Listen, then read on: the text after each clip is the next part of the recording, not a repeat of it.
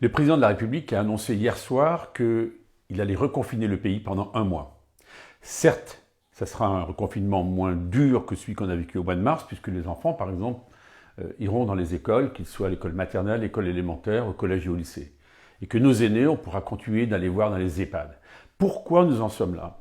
Pour une raison simple, c'est qu'il y a plus de 3000 personnes qui sont en réanimation et que si on n'arrête pas la progression du virus, eh bien ce seront 9000 qui seront en réanimation à la fin du mois de novembre. Or, nous n'avons pas suffisamment de lits. Or, on voit bien que cette circulation du virus génère toujours plus de morts. Donc il faut sauver l'économie. Pour cela, il y a des mesures puissantes qui ont été décidées.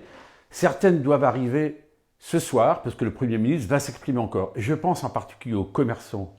Je pense par exemple à tous ceux qui ne pourront plus demain accueillir leur clientèle et pour lesquels c'est un coup très très dur. Mais il faut passer par cette phase de confinement.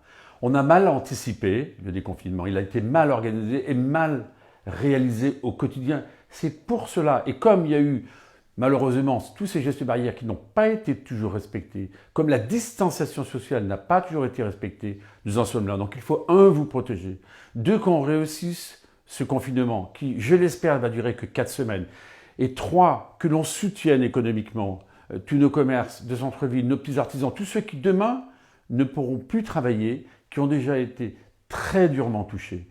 C'est en se serrant les coudes qu'on y arrivera. Je porterai, comme je l'ai encore fait hier soir à l'Assemblée, une voix exigeante pour que l'État soit à la hauteur des enjeux qui sont là, mais surtout, qu'on tire les conséquences de cette pandémie terrible que nous vivons, cette pandémie qui a déjà fait plus de 35 000 morts, qui a mis partir l'économie nationale et dont on ne pourra pas continuer comme avant sans tirer les leçons.